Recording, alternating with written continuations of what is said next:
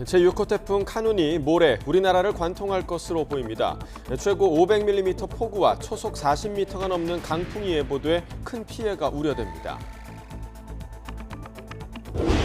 태풍 카눈은 이제 막 반환점을 돈 새만금 세계 잼버리에도 영향을 미쳤습니다. 조직위원회는 태풍을 피해 야영장 조기 철수를 결정했습니다. 연일 불볕더위가 이어지면서 어제 전력 수요가 역대 여름철 최고 기록을 넘어섰습니다. 내일까지는 높은 수요가 거듭될 전망인데 당국은 비상체제를 유지하면서 에너지 절감 노력에 동참해달라고 강조했습니다. 경기 분당에서 난동을 부려 사상자 14명을 낸 22살 최원종의 신상이 공개됐습니다. 사건 현장에는 최원종의 범행으로 목숨을 잃은 피해자를 위한 추모 공간이 마련됐습니다. 오늘 새벽 경기 고양시에 있는 공장 밀집 지역에서 큰 불이 났습니다. 창고가 5동 넘게 불탔는데 소방당국은 한때 인근 소방서 인력과 장비까지 동원하는 대응 2단계를 발령하기도 했습니다. 러시아 유조선에 잇따라 드론 공격을 가했던 우크라이나가 이번엔 크림반도 북쪽 다리 2곳을 타격했습니다. 러시아는 곧바로 우크라이나 민간인 거주 지역을 공격했고 3명이 숨졌습니다. 시청자 여러분 안녕하십니까? 8월 8일 화요일 굿모닝 YTN 2부 시작합니다. 정부가 태풍 피해 우려에 새만금 세계 스카우트 잼버리 참가자들을 오늘 오전 10시부터 야영지에서 철수시키기로 했습니다. 대원들은 차례대로 수도권으로 가게 되는데 오늘 11일에 예정된 K-팝 공연 장소도 바뀔 것으로 보입니다. 관련 발언 들어보겠습니다. 오전 10시부터 순차적으로 이루어질 예정입니다. 대상 인원은 156개국 3만 6천여 명이며 버스 총 1천여 대 이상을 동원할 예정입니다. 수도권에 숙소도 마련하고 지자체와 연계를 해서 지자체가 가지고 있는 관광이라든지 교육 프로그램을 접목시켜서 그 지역에서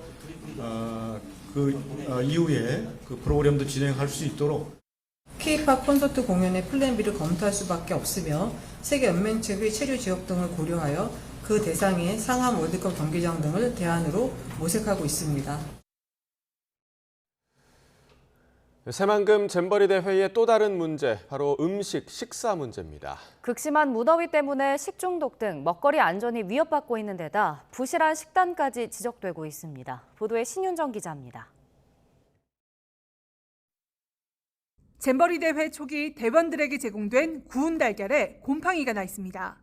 실온 제품을 냉장 보관하면서 달걀 표면에 물이 생겼고 덥고 습한 날씨 속에 세균 증식이 활발해졌기 때문으로 추정됩니다.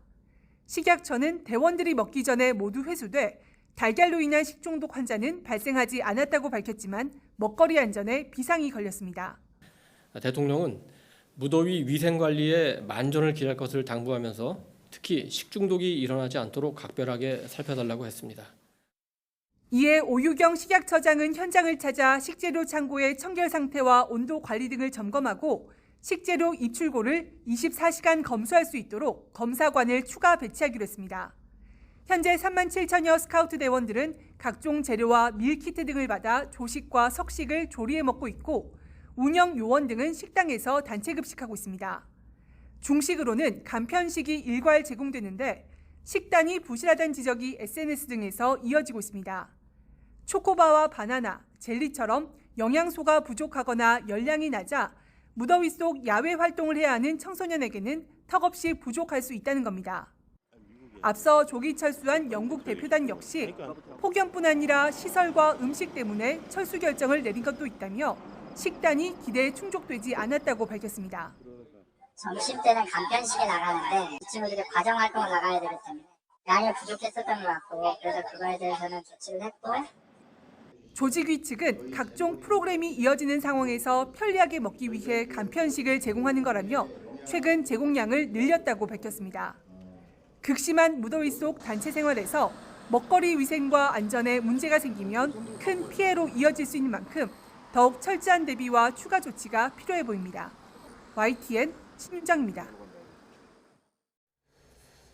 외국 대표단 가운데 처음으로 새만금 잼버리 대회장 철수를 결정한 영국 스카우트 연맹 맷 하이드 대표는 현장 상황에 대해 계속 우려를 제기해 일부 개선이 이루어졌지만 너무 작고 또 너무 늦었다고 말했습니다.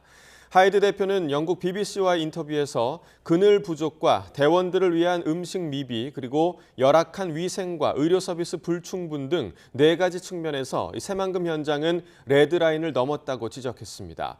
그러면서 행사 중에 이런 우려를 되풀이해서 제기했고 또 시정될 거라는 약속을 받았는데 그렇지 않았기 때문에 주최 측에 실망감을 느낀다고 덧붙였습니다.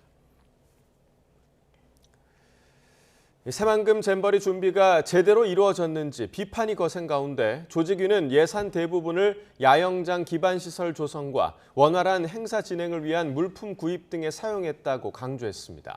폭염과 침수 대비 행사장 방역 등의 항목도 포함됐는데 과연 돈이 제대로 쓰였는지 따져봐야 한다는 지적이 나오고 있습니다. 조성호 기자가 보도합니다. 새만금 잼버리 대회 예산은 모두 1,170억 원 규모입니다.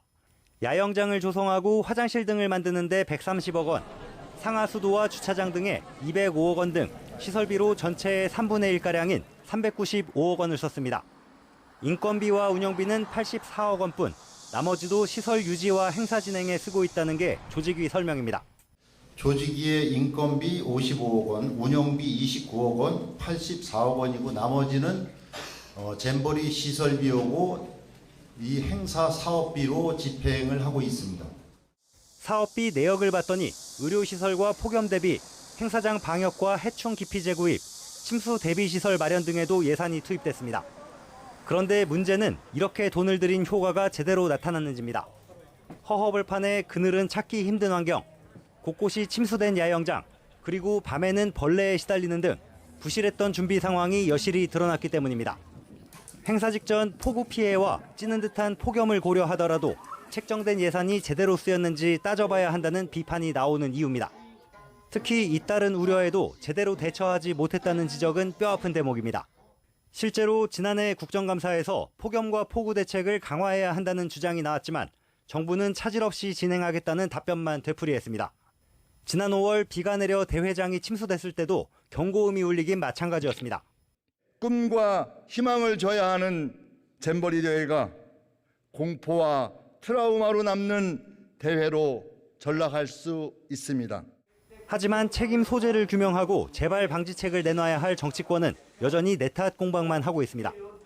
국민의힘은 잼버리를 유치한 건 전임 정부라고 선을 긋고 국익이 걸린 행사를 정쟁 도구로 삼고 있다며 야당을 비판했고 자신들이 발등이 찍히는 것도 모르면서 현 정부 비판에만 몰두한 민주당도 무엇이 국익과 우리 아이들을 위한 길인지 각성하고 코리아 잼버리로 나아가는데 협조해 줄 것을. 민주당은 남 탓 그만하고 실질적 대안을 만들어서 신속히 집행하라며 현 정부 대응을 꼬집었습니다. 잼버리가 아니라 세계적인 걱정거리 대회가 됐다는 느낌이 듭니다.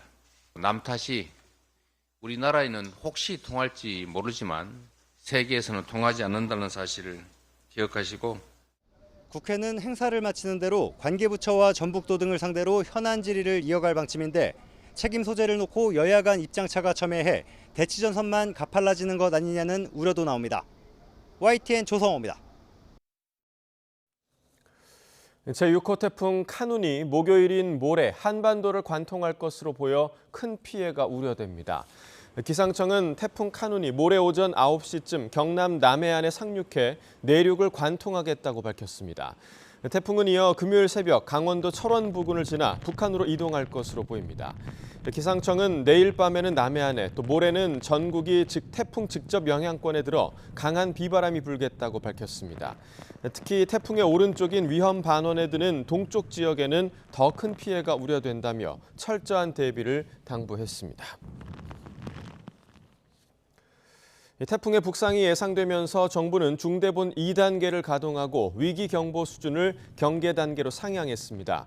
행정안전부는 제6호 태풍 카눈이 북상해 우리나라 전역에 직접적인 영향을 줄 것으로 확실시된다면서 이같이 밝혔습니다. 어제 늦은 오후 시간 수도권 곳곳에 시간당 90mm에 가까운 폭우가 쏟아지면서 도심 곳곳이 침수 피해를 봤습니다. 그러는 동안 한쪽에선 열대야로 전력 사용량이 급증해 정전 사고도 잇따랐습니다. 김철희 기자가 보도합니다. 구멍이라도 뚫린 듯 하늘에서 쉴 새 없이 비가 쏟아집니다. 어제 저녁 8시쯤 경기 안산시에 기습호우가 내릴 당시 모습입니다.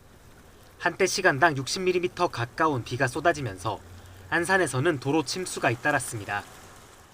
갑자기 많은 비가 쏟아지면서 물이 하수도 아래로 다 빠져나가지 못했고 이렇게 도로 밖으로까지 뿜어져 나왔습니다. 안산뿐 아니라 경기 남부 지역과 인천에도 갑자기 많은 비가 내렸습니다. 시간당 90mm에 육박하는 폭우가 내린 인천에서도 빌라 지하가 침수되는 등 모두 14건의 피해 신고가 119에 접수됐는데 인명피해는 발생하지 않았습니다. 수도권 한쪽에서 갑작스러운 비로 물난리를 겪는 동안 다른 곳에선 열대야로 정전 사고가 이어졌습니다. 어제 저녁 8시 10분쯤 경기 광주시 태전동에 있는 400여 세대 규모 아파트에서 정전 사고가 났습니다. 원인은 폭염으로 인한 전기 사용량 급증이었습니다. 전력 사용량이 많다 보니까 이제 변압기 과부하로 이제 구내에서 정전이 된 거거든요. 경기 오산시와 경기 김포시에서도 같은 이유로 내부 차단기가 내려가면서 각각 350여 세대와 130여 세대가 무더위 속 불편을 겪어야 했습니다. YTN 김철입니다. 폭염이 계속되고 또 기업체들의 휴가 복귀가 늘면서 어제 오후 전력 수요가 역대 여름철 최고 기록을 경신했습니다. 이 전력 수요는 내일까지 높은 수준을 유지하다가 모레 태풍 상륙과 함께 감소할 것으로 보입니다. 보도에 박홍구 기자입니다.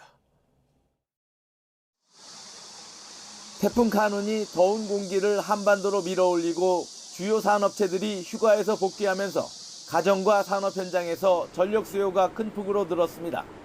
그 결과 오후 5시 기준 전력 수요는 93.6기가와트로 역대 여름철 최대 기록을 경신했습니다.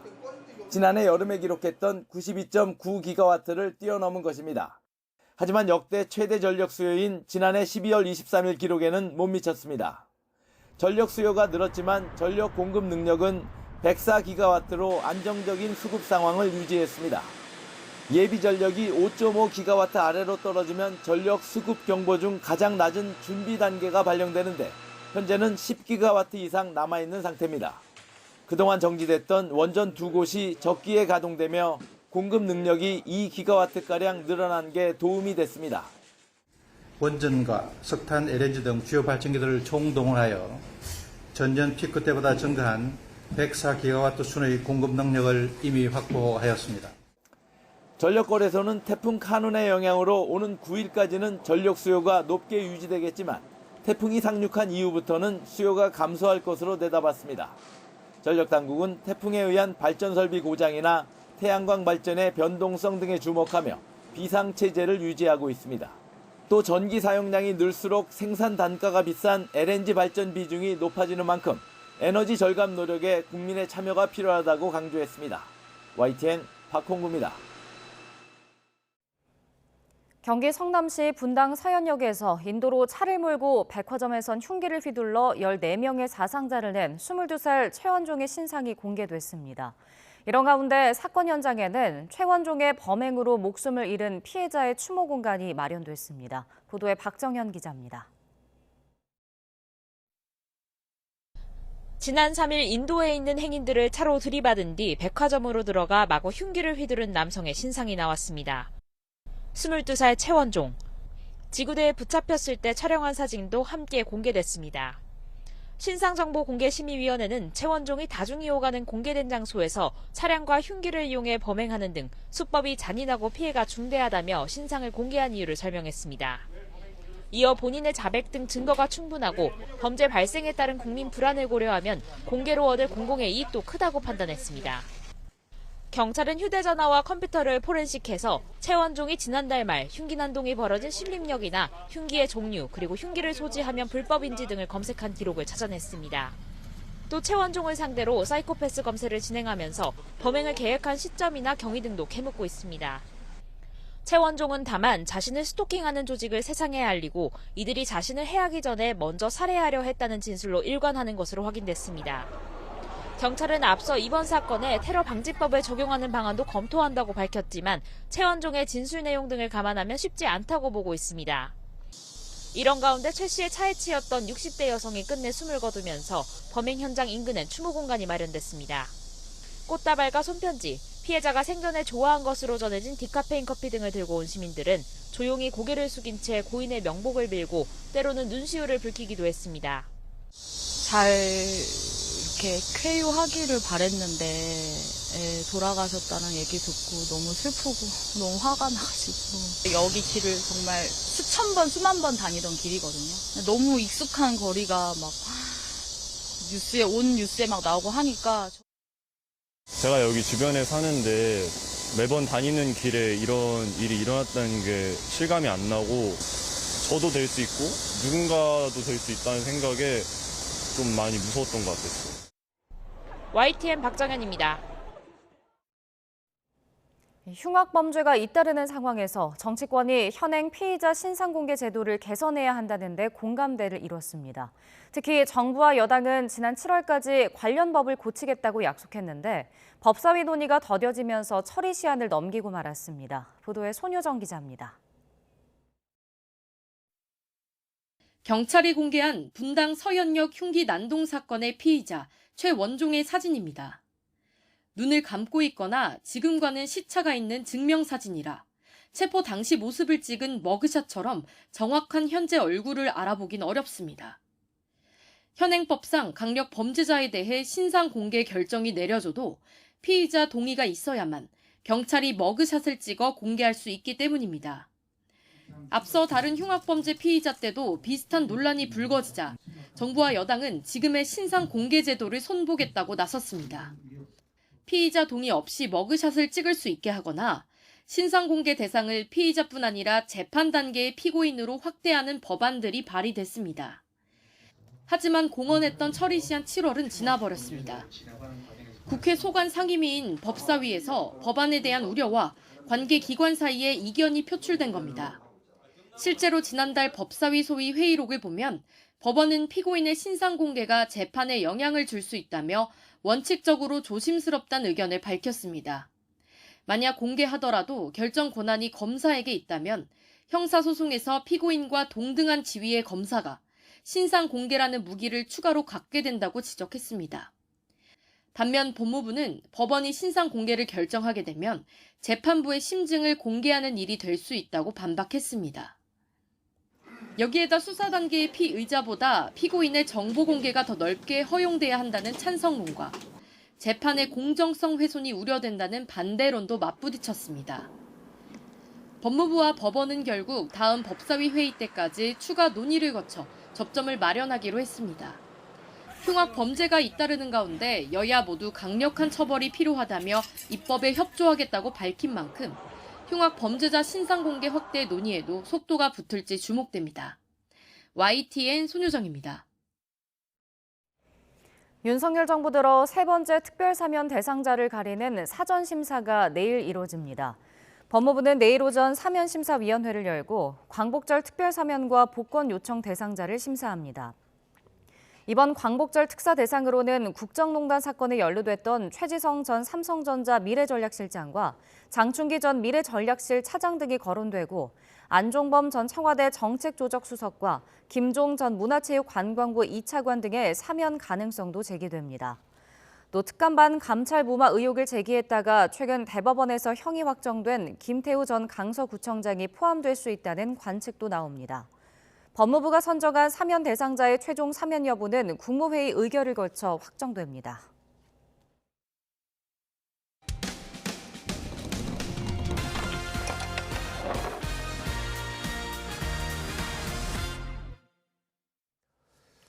최근 교권 보호 여론이 확대되고 있지만 이 논의 과정에서 소외된 사람들이 있습니다. 바로 유치원 교사들 이야기인데요. 아이의 대변 질감을 알려달라는 등 하루에도 수많은 악성 민원에 시달리지만 정작 이들을 위한 법적 보호망은 없다고 합니다. 제보는 Y 강민경 기자입니다. 21년차 유치원 교사인 A씨. 최근 아이들이 계단에 내려갈 때 한 명씩 손을 잡아주지 않았다가 교사의 안전 불감증을 탓하는 학부모의 불만을 들었습니다. 때로는 베테랑 교사도 감당하기 어려울 정도의 학부모 민원도 들어온다고 토로합니다. 선생님이 그 아이를 이렇게 안거나 데려가거나 하면 그거를 약간 굉장히 불쾌하게 아이를 납치하듯이 그렇게 가져가면 안 된다. 나 굉장히 불편했다. 우리 아이가 얼마나 속상했겠느냐.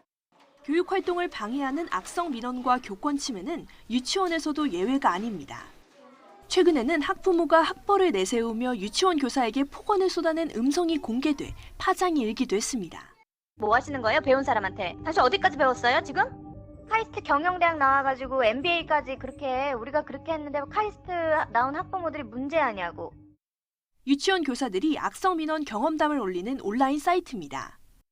아이가 변을 본 시각과 변의 질감, 색을 자세히 알려달라고 요청받았다는 하소연부터 머리카락이 길다고 학기 중에 결혼했다고 항의를 들었다는 증언까지 내용도 다양합니다. 현재 정치권이 추진하는 아동학대 면책법, 이른바 교권보호법은 교사가 생활 지도를 할 때 잘못이 없으면 아동학대 관련법을 적용하지 않겠다는 게 핵심입니다. 그런데 초중등 교육법과 달리 유아교육법엔 교사의 생활 지도권이 명시돼 있지 않습니다. 그러다 보니 유치원 교사들은 보장받을 생활지도 과정 자체가 없는 셈이라 교권보호법 적용 대상에서도 빠지는 겁니다. 국가교육과정, 누리과정을 보게 되면 그 안에 사실은 기본생활 습관이라든가 그다음에 인성과 관련된 다양한 생활지도를 하게 되어 있어요. 그래서 그런 것들을 우리가 근거로 삼아서 명확하게 법이 개정되어서 유치원도 사회규범을 처음으로 배우는 학교인 만큼 초중등 교원과 같은 수준의 교권 보호 장치가 마련돼야 한다는 게 교사들의 요구입니다. YTN 강민경입니다. 과거 평창올림픽의 주 무대였던 장소가 바로 알펜시아 리조트인데요. 지난해 민간 기업에 매각된 후 안팎으로 시끄럽습니다. 최근에는 여성 임원을 상대로 한 성추행 사건이 발생했는데 이 사과를 요구한 피해자는 해고됐고 가해자로 지목된 임원은 오히려 승진했습니다. 홍성욱 기자가 취재했습니다. 평창 알펜시아 리조트 임원이었던 50대 여성 A씨. 지난해 9월 회식 자리에서 상사 B씨로부터 원치 않는 신체적 접촉을 당했습니다. 이후 사과를 받기 위해 찾아갔지만 돌아온 건 술을 많이 마셔 기억이 나지 않는다는 답변. A씨는 불안했습니다. B씨가 다름 아닌 알펜시아를 인수한 KH그룹 회장 일가 친척이었기 때문이었습니다. 불안은 현실이 됐습니다. 지난해 6월 조직 개편에서 A씨는 간부급 직책에서 내려오고 업무에서도 배제됐습니다. 반면 성추행 가해자로 지목된 B씨는 승진했습니다. 가해자를 옹호하고 일가 친척이기 때문에 이런 옹호하는 그런 거가 너무 제 마음을 더 두 번째 2차 가해라고 하죠. 알펜시아 측은 성추행 가해자로 지목된 B씨도 직위 해제와 대기 발령 조치했다고 설명했습니다. 하지만 B씨는 이어진 인사위원회에서 경징계인 견책 처분을 받고 본래 업무에 복귀했습니다. 반면 문제를 제기한 A씨는 해고 통지를 받았습니다.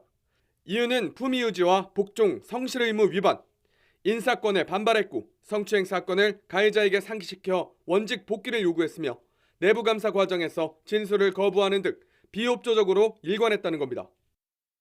감사에 대해서 사실관계를 확인하려고 이제 감사가 진행 중에 있었고, 다른 건도 막 감사가 진행되고 있었는데 그분이 이제 더 이상 감사를 응하지 않으셨죠. 경찰은 성추행 사건을 수사하고 있습니다. 고용노동부에 부당해고 구제를 신청한 A씨 바람은 다시 자신의 자리에서 일하는 게 전부입니다. 사무실 그 자리 알아보는 것부터 시작해서 처음부터 끝까지 제가 조직 신설에 관여를 안 한 부분이 없어요. 저는 이게 원만하게 다 해결이 잘 돼서 제 자리로 돌아가서 제가 하던 업무를 그대로 할 수 있었으면 좋겠습니다. YTN 홍서욱입니다. 프로축구 K리그 1부 수원FC의 간판 외국인 공격수 라스가 음주운전 혐의로 경찰에 붙잡혔습니다. 서울 강남경찰서는 남아프리카 공화국 국적 축구선수 라스를 도로교통법상 음주운전 혐의로 입건해 조사하고 있습니다. 라스는 어제 새벽 3시 40분쯤 서울 신사동 도로에서 차를 몰다가 음주운전이 의심되는 차량이 있다는 신고를 받고 출동한 경찰에 붙잡혔습니다. 당시 라스의 혈중 알코올 농도는 면허 취소에 해당하는 0.08% 이상으로 확인됐습니다. 일본 정부가 후쿠시마 제1원전 오염수 해양 방류를 이르면 이달 하순 개시하는 방향으로 조율하고 있다고 요미우리 신문과 아사히 신문 등이 보도했습니다. 일본 언론들은 여러 정부 관계자를 인용해 기시다 총리가 오는 18일 한미일 정상회의를 마치고 20일 귀국한 뒤 관계 강요 회의를 열어 구체적인 최종 시기를 결정할 거라고 전했습니다. 이어 정부 고위 관계자가 후쿠시마현 앞바다에 저인망 어업이 시작되는 9월로 미루는 것은 피하고 싶다는 발언을 했다고 설명했습니다. 최근 러시아 유조선에 잇따라 드론 공격을 가한 우크라이나가 이번엔 크림반도 북쪽 다리 2곳을 타격했습니다. 러시아는 만 하루도 지나지 않아 우크라이나 민간인 거주 지역을 포격해 3명이 목숨을 잃었습니다. 황보연 기자가 보도합니다. 우크라이나 헤르손주와 러시아 점령지 크림반도 동북쪽 해안 마을을 잇는 다리입니다. 포탄을 맞은 상판 일부가 내려앉아 위태로운 상황입니다. 다리 아래에 설치된 가스관도 손상돼 러시아 점령 지역 주민 2만여 명에 대한 가스 공급이 끊겼습니다. 여기서 남서쪽으로 약 30km 떨어진 촌가르 다리에는 미사일이 떨어졌습니다. 한가운데가 크게 부서져 통행이 잠정 폐쇄됐습니다. 일요일 오후 3시쯤 시작된 동시다발적인 이번 공격이 우크라이나 소행이라고 러시아는 밝혔습니다. 같은 날 공군 부대를 방문한 젤렌스키 우크라이나 대통령은 서방에서 지원받은 스톰 섀도우 미사일이 사용됐을 가능성을 시사했습니다. Тільки боїться наших захисників неба, що намагалась влаштувати показові ракетні атаки напередодні вашого професійного дня. 교량 공격을 받은 지 만 하루도 안 지나 러시아는 우크라이나 민간인 거주 지역을 타격했습니다. 월요일 새벽 전선에서 가까운 남부 헤르손과 서부 하르키우를 집중 포격했습니다. 잠자던 주민들이 긴급 대피한 가운데 3명의 사망자도 발생했습니다. Проснулась от шатания нашего дома. А я спала на втором. И надо мной все пролетело туда внутрь. Ну и потом я выскочила. Думаю, что ж так светло, я глянула. 국제사회에서의 입지가 점점 좁아지고 있는 러시아는 대중국 외교에 더욱 공을 들이는 모습입니다. 라브로프 러시아 외무장관은 최근 복귀한 왕이 중국 외교부장과 처음으로 전화통화를 가졌습니다. 러시아 외무부는 양측이 제재와 기타 불법적 수단을 통해 양국 발전을 막으려는 서방의 적대 정책에 반대하며 향후 긴밀한 협력을 다짐했다고 밝혔습니다. YTN 황보연입니다.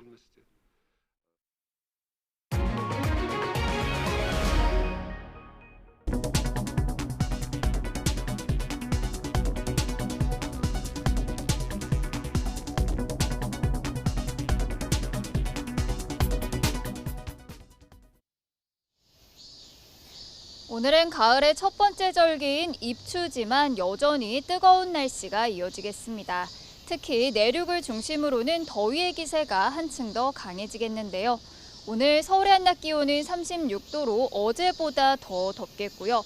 반면 동풍이 불어드는 강원 영동 지방은 속초가 26도에 머무는 등 더위가 주춤하겠습니다. 오늘 나오실 때는 우산도 하나 챙기셔야겠습니다.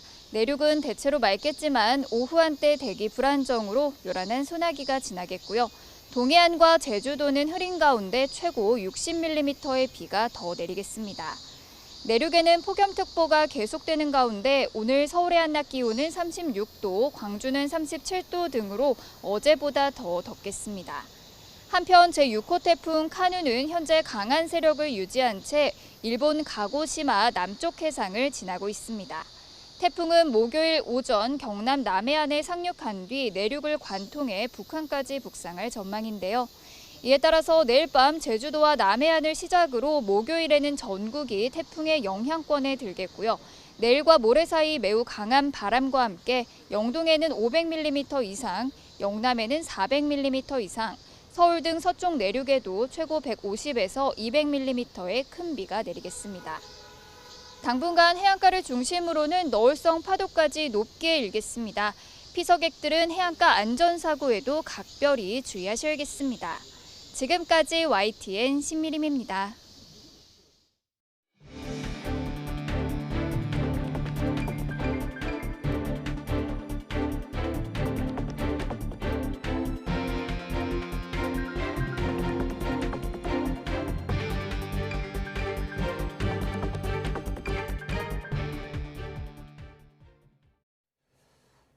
태풍 카눈이 한반도로 북상하면서 새만금 세계 스카우트 잼버리 참가자들의 비상대피, 즉 조기 철수가 이루어집니다.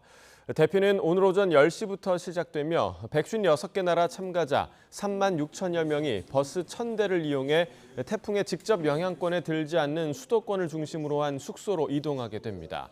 모든 참가자가 야영지를 빠져나가는 데는 약 6시간이 걸릴 것으로 예상되며 이동하는 데 드는 비용은 정부가 부담할 계획입니다. 김성호 행안부 재난안전본부장은 전북이 태풍 영향권에 들어 야영지 운영에 어려움이 예상돼 대피가 이루어지게 됐다고 설명했습니다. 이미 한 차례 장소가 변경됐던 K-팝 콘서트는 참가자들의 체류 지역을 고려해 서울 상암 월드컵 경기장 등의 대안을 찾고 있습니다. 스카우트 잼버리 참가자들이 태풍 카눈을 피해 수도권으로 이동하는 것과 관련해 정부가 이들의 호위와 위생 점검 등을 지원하기로 했습니다. 정부는 어제 한덕수 국무총리 주재로 관계기관 회의를 열고 150여 개국 3만 7천여 명 참가자를 수도권 등으로 신속하게 안전하게 이동시키기 위한 이송 계획을 논의했습니다. 이에 따라 경찰은 참가자들이 새만금 수경지에서 새 숙소까지 이동하는 경로를 호위하고 식품의약품안전처는 새 숙소의 위생을 점검해 식중독 발생 등을 차단하기로 했습니다. 네, 이처럼 세계 잼버리가 야영지 조기 철수를 결정했지만 기업들은 다양한 방식으로 참가자들 지원에 나서고 있습니다. 의료진을 파견한 곳도 있고 또 휴대용 선풍기나 선크림을 보낸 기업도 있습니다. 최기성 기자입니다. 삼성그룹은 의료진 11명을 대회장에 보내고 간이 화장실을 설치했습니다. 신입사원 150여 명은 환경 미화 활동에 나섰습니다. LG그룹은 생수와 이온음료 20만 개, 휴대용 선풍기 10,000개를 보냈습니다. 비누와 샴푸 같은 생활용품 5만 점도 지원할 계획입니다. 현대차는 양산 5만 개와 함께 의료장비 등을 설치한 이른바 심신회복버스를 투입했습니다. 이마트는 남은 기간 날마다 참가자에게 생수를 제공하기로 했습니다. 7일간 매일 10만 개씩 78만 개 긴급 지원에 나섰습니다. 생수 이외에도 잼버리 현장 상황에 따라 추가적인 물품 지원에 나설 계획입니다. SPC그룹은 행사가 끝날 때까지 매일 아이스크림과 빵을 각각 3만 5천 개씩 나눠준다고 밝혔습니다. 간식이나 이런 것들 부족함 없이 먹을 수 있도록 저희가 생산하는 제품들을 지원하게 됐습니다. 전국경제인연합회는 냉동생수 10만 병 지원을 결정했습니다. 날씨라든지 이런 더 준비가 미흡한 부분이 있어서 좀 어려움이 있다는 소식이 들어서 경제계가 가만히 있을 수 없어서 저희가 이렇게 뭐라도 조금이라도 도울 만한 일이 있을까 해서 나서게 됐습니다. 농협중앙회는 얼음물 등 5억 원어치 물품을 준비했고 다이소는 차가운 소재로 만든 스카프 4만 5천 개를 공급했습니다. 아모레 퍼시픽그룹은 선크림 4만 개를 전달했습니다. 국제대회 성공을 위해 기업들이 나서고 있는 모습입니다. YTN 최기성입니다. 14명의 사상자를 낸 분당 흉기난동 피의자 최원종을 상대로 경찰이 사이코패스 진단 검사를 진행했습니다. 경기 남부경찰청 흉기난동 사건 수사전담팀은 최 씨의 범행 동기 등을 규명하기 위해 연이틀 사이코패스 진단 검사를 이어갔습니다. 사이코패스 진단검사는 냉담함과 충동성, 공감 부족, 무책임 등 사이코패스의 성격적인 특성을 숫자로 나타내는 검사로 모두 20문항에 40점 만점으로 구성되고 통상 25점을 넘기면 사이코패스로 분류합니다. 경찰은 프로파일러 4명을 투입해 검사를 위한 면담을 모두 마쳤다며 결과가 나오기까지 일주일 정도 걸린다고 설명했습니다. 불특정 다수를 겨냥한 묻지마 범죄는 예측이 어렵고 누구나 범죄 대상이 될 수 있어 시민 불안이 클 수밖에 없습니다. 이런 묻지마 범죄가 뭔지 정확한 개념조차 세워지지 않아 통계 관리도 제대로 되지 않고 있습니다. 유서연 기자가 보도합니다. 서울 신림동에서 일면식도 없는 행인들에게 무차별적으로 흉기를 휘두른 33살 조선. 경찰 조사에서 자신이 처한 상황을 탓하며 다른 사람들도 불행하게 만들고 싶어서 범행을 저질렀다고 진술했습니다. 예전부터 너무 안 좋은 상황에 있었던 게 제가 너무 잘못한 일인 것 같습니다. 어떤 안 좋은 상황인지 한번 말해주세요. 아니 저는 그냥 쓸모없는 사람이 죄송합니다.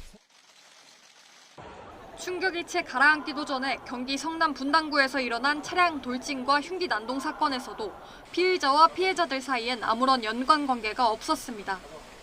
이처럼 불특정 다수를 공격하는 이른바 묻지마 범죄에서는 누구든 범죄의 표적이 될 수 있다 보니 시민들의 불안감도 큽니다.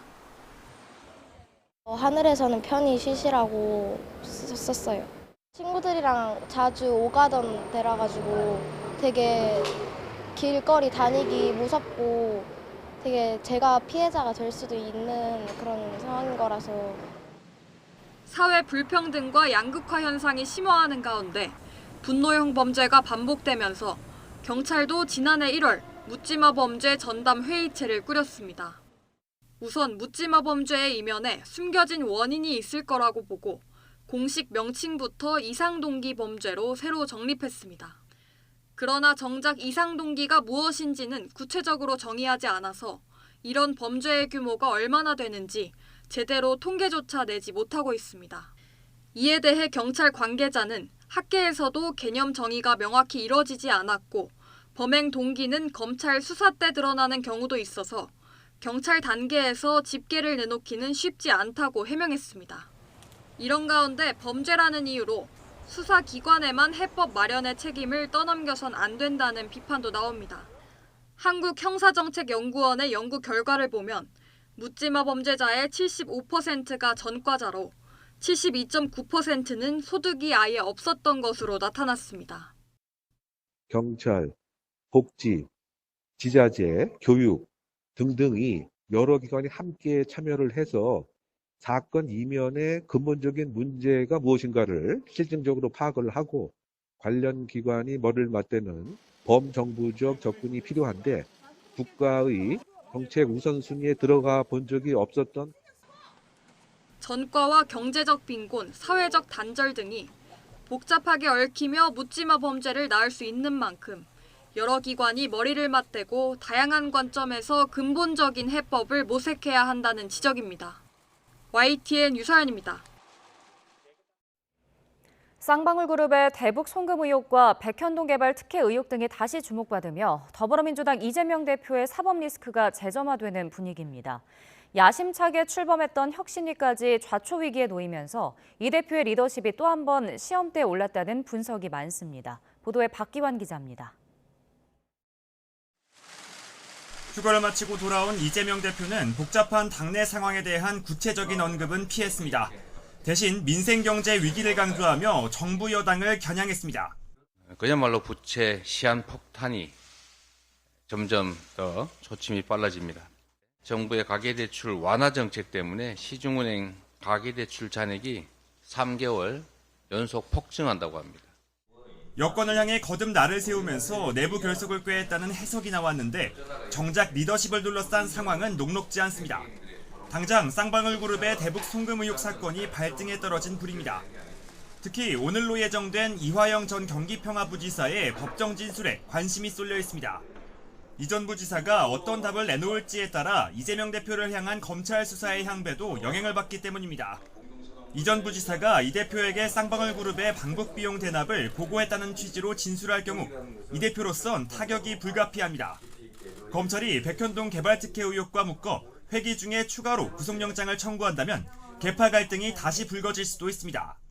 방탄정당, 사당화, 그리고 당내 여러 가지 부조리 이런 부분이 파생되고 있기 때문에 빨리 그 당대표직을 물러나는 것이 하지만 좀 그렇게 생각하지 않습니다. 그래요? 오히려 그렇게 되면은 당에 여러 가지 절차가 있기 때문에 혼란이 유발될 것이고요. 전당대회 돈봉투 의혹 등 당내 위기를 수습하기 위해 힘을 실어줬던 혁신위원회도 이 대표에겐 점점 부담으로 작용하고 있습니다. 이딴 설화에 이어 김은경 위원장의 노인 폄하 논란이 거센 역풍을 맞으면서 당내에서도 혁신위가 동력을 잃었다는 평가가 많습니다. 이재명 대표 역시 불편한 심기를 숨기지 않았습니다. 신중하지 못한 발언 때문에 마음에 좀 상처를 받았을 분들이 계십니다. 유감스럽게 생각합니다.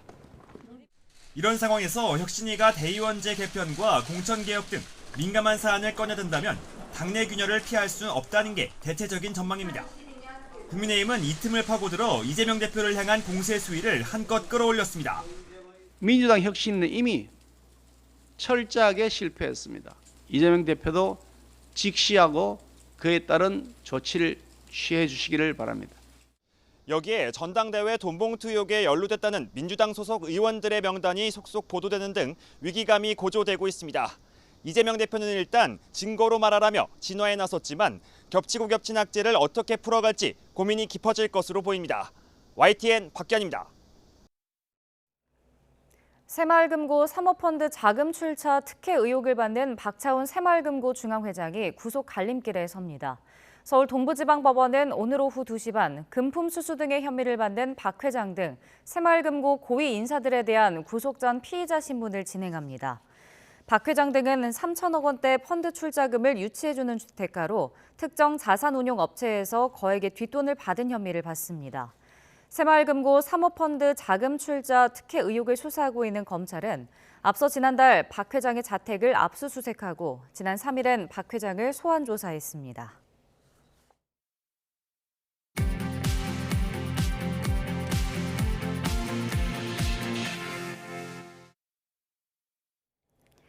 이 시각 세계는입니다.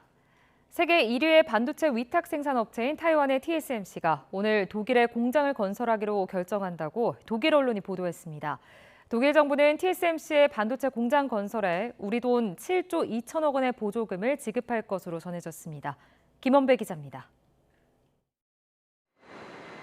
세계 1위의 반도체 위탁 생산 업체인 타이완의 TSMC가 오늘 이사회를 열어 독일 드레스덴 공장 건설에 찬성하는 결정을 내릴 것이다. 독일 경제지 한델스블라트가 독일 정부 소식통을 인용해 이같이 보도했습니다. 독일 정부는 TSMC의 드레스덴 공장 건설에 50억 유로, 우리 돈 약 7조 2천억 원의 보조금을 지급할 것이라고 이 신문은 전했습니다. 또 TSMC는 협력사인 보쉬, 인피니온, NXP와 합작으로 독일 드레스덴 공장을 운영할 것이라고 소식통을 인용해 보도했습니다. TSMC는 2021년부터 드레스덴이 있는 독일 작센주와 반도체 제조 공장 건설을 협의해 왔습니다. TSMC의 독일 공장 건설이 확정되면 TSMC의 유럽 내 첫 번째 반도체 제조 공장이 됩니다. TSMC는 현재 일본 구마모토현과 미국 애리조나주에 공장을 짓고 있습니다. 로이터 통신에 따르면 독일은 앞으로 몇 년간 반도체 산업에 약 200억 유로, 우리 돈 약 29조 원을 투자할 계획입니다. 독일은 유럽연합 EU의 반도체법에 따라 보조금을 지급함으로써 반도체 분야에서 아시아 의존도를 낮추고 독자적인 제조 역량을 구축하기를 원하고 있습니다. 세계 최첨단 반도체의 대부분을 생산하는 TSMC 공장들은 타이완 해협을 사이에 두고 중국과 마주하고 있는 타이완 서부 연안에 집중돼 있습니다. 타이완에 대한 중국의 외교적 군사적 압박이 높아지면서 이들 TSMC 공장들의 운명에 대한 우려가 고조되자 EU는 적극적으로 TSMC 공장의 유럽 유치에 나서고 있다고 로이터 통신은 전했습니다. YTN 김원배입니다. 지난 2020년 미국에서 대규모 인종차별 반대 시위를 촉발한 조지 플로이드 과잉 진입 사건 당시 군중을 통제한 경찰관에게 징역형이 추가로 내려졌습니다. 미네소타주 헤너핀 카운티 법원은 살인 방조 혐의로 경찰관 투 다오에게 징역 4년 9개월을 선고했습니다. 미국 캘리포니아주에서 화재 현장에 출동한 소방 헬기 2대가 충돌해 탑승자 3명이 숨졌습니다. 현지 시각 6일 오후 6시쯤 로스앤젤레스 동쪽 리버사이드 카운티 카바존 지역에서 화재 신고를 받고 출동한 헬기 2대가 서로 충돌했습니다. 이 사고로 헬기 한 대는 인근에 안전하게 착륙했지만 한 대는 추락해 조종사 등 3명이 사망했습니다. 영국이 난민 신청자들을 남부 포틀랜드 해안가의 대형 바지선 숙소로 이동시키기 시작했다고 로이터 통신이 보도했습니다. 이 보도에 따르면 난민들은 3층 규모로 약 500명을 수용할 수 있는 바지선 BB 스톡홀름에 탑승했습니다. 영국 정부는 바지선에 가족이 없는 18세에서 65세 남성들만 수용하며 기본적인 숙박과 보건, 안전을 제공한다고 밝혔습니다. 러시아가 약 반세기 만에 달 탐사에 나섭니다. 러시아 연방우주공사 로스코스모스는 현지 시각 11일 루나-25 달 탐사선을 발사하게 될 소유주 로켓이 조립된다고 밝혔습니다. 러시아가 달 탐사에 나선 거는 1976년 이후 47년 만인데요. 모스크바에서 동쪽으로 550km 떨어진 극동지역 보스토치니 우주기지에서 오는 11일 발사될 예정입니다. 피파 여자 월드컵 3회 연속 우승을 노렸던 미국 대표팀이 16강전에서 패배하자 도널드 트럼프 전 대통령이 좌파 이념을 배경으로 지목하며 대표팀을 비판했습니다. 트럼프 전 대통령은 자신의 소셜미디어에 올린 글에서 미국 여자 축구 대표팀이 스웨덴에 충격적인 패배를 당한 것은 부패한 조 바이든 아래에서 무슨 일이 일어나고 있는지 상징적으로 보여준다고 말했습니다. 지금까지 이 시각 세계는이었습니다.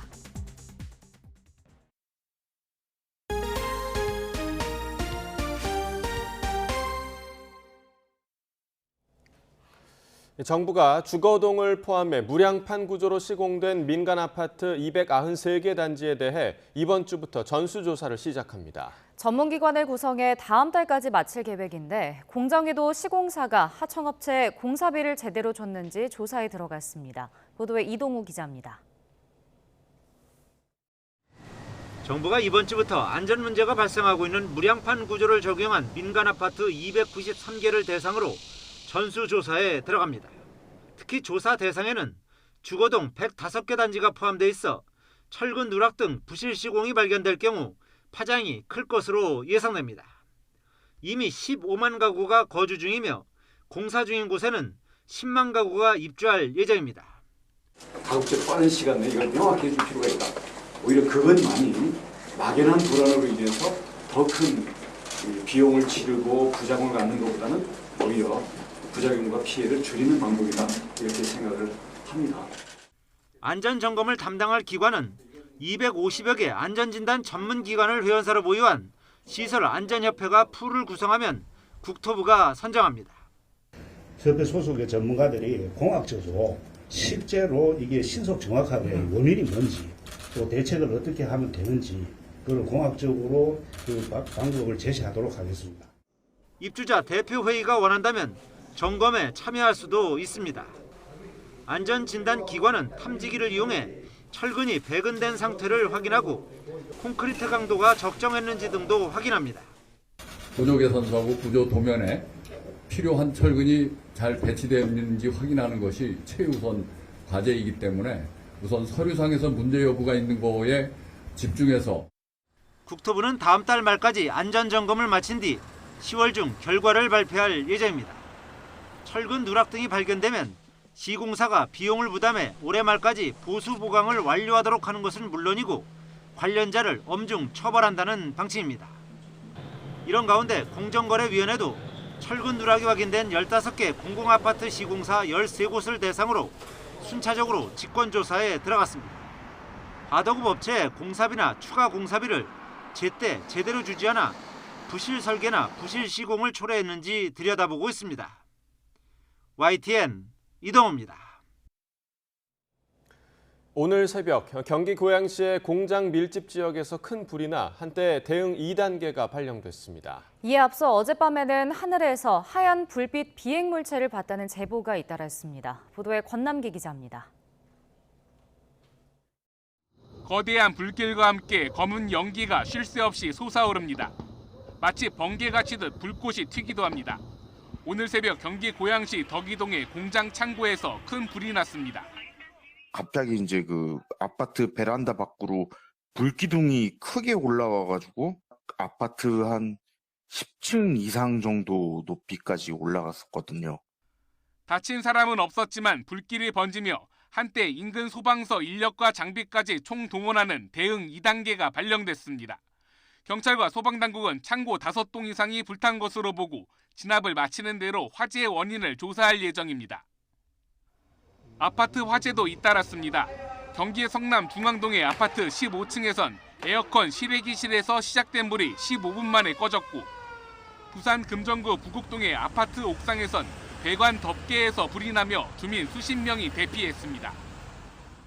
어젯밤 YTN은 하늘에서 하얀색 빛을 내며 일렬로 날아가는 비행 물체를 봤다는 제보가 대전과 충남 논산, 전북 남원, 경남 진주, 대구 등 전국 곳곳에서 접수됐습니다. 군 당국은 별다른 특이사항이 없다고 밝혔는데 지난 2월 스페인 상공에서 발견돼 UFO 논란을 일으켰던 스페이스X 저궤도 통신위성 스타링크의 비행 모습과 비슷한 것으로 보입니다. YTN 권남기입니다. 절기 입추인 오늘도 더위의 기세가 만만치 않겠습니다. 오늘 서울의 한낮 기온 36도로 어제보다 더 덥겠는데요. 반면 동풍이 불어드는 강원 영동 지방은 속초가 26도에 머무는 등 더위가 잠시 주춤하겠습니다. 오늘도 내륙은 대체로 맑겠지만 오후 한때 대기 불안정으로 요란한 소나기가 지나겠고요. 동해안과 제주도는 흐린 가운데 최고 60mm의 비가 더 내리겠습니다. 내륙에는 폭염특보가 계속되는 가운데 오늘 서울의 한낮 기온은 36도, 대구는 35도, 광주는 무려 37도 선까지 크게 오르겠습니다. 한편 제6호 태풍 카누는 현재 강한 세력을 유지한 채 일본 가고시마 남쪽 해상을 지나고 있습니다. 태풍은 목요일 오전에 경남 남해안에 상륙한 뒤 내륙을 관통할 것으로 예상되고 있는데요. 이에 따라서 목요일에는 전국이 태풍의 영향권을 들겠고요. 전국적으로 강한 비바람이 몰아치겠습니다. 지금까지 날씨 정보였습니다. 굿모닝 YTN 2부 마칩니다. 잠시 후 6시 50분 3부에서 뵙겠습니다.